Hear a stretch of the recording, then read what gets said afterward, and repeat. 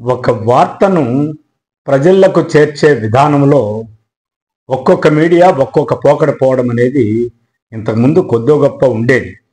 అది ఇప్పుడేదో కొత్తగా వచ్చిందని చెప్పడానికి లేదు, కానీ మొదటి నుంచి కూడా ఎంతో కొంత పక్షపాతంతో వార్తని ప్రజెంట్ చేసే విధానం అప్పుడు ఉంది, ఇప్పుడు ఉంది.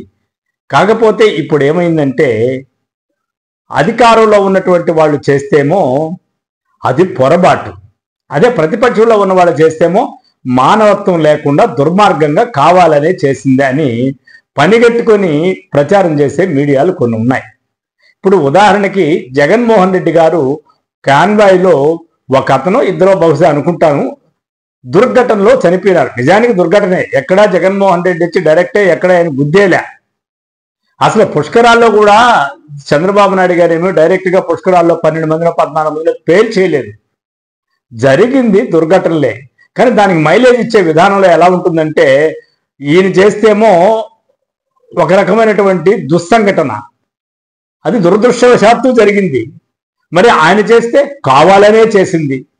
ఇది ఎక్కడ రాజకీయము, ఇది ఎక్కడ జర్నలిజము? మన జర్నలిజంలో ఉన్నామా, ఇంకేదన్నా బ్రోకరేజ్లో ఉన్నామో మనకు అర్థమే కావడం లేదు.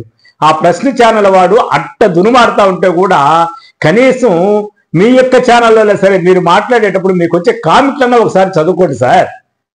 మీకు వచ్చే కామెంట్లు ముఖ్యంగా ఏబిఎన్లో కావచ్చు, TV5లో కావచ్చు, మీరు డిబేట్లు చేసినా, మీరు ఓపెన్ హార్ట్లు చేసినా, మీరు టాప్ స్టోరీలు చేసినా మీకు వెనక కామెంట్ బాక్స్లో వస్తుంటాయి కదా. ప్రతి ఒక్కటి మీకు వ్యతిరేకులు పెట్టారనే మొత్తం అపోహపడద్దండి. మీరు చెప్పే విధానాన్ని నచ్చకుండా కూడా చాలా మంది అసహించుకుంటూ కూడా మీకు కామెంట్లు పెడుతున్నారు. మరి వాటికి రెస్పాన్స్ చేసుకుంటే కనీసం భాషనైనా మార్చుకోండి, కనీసం ఇన్సిడెంట్ జరిగినటువంటి వాస్తవానైనా చెప్పండి.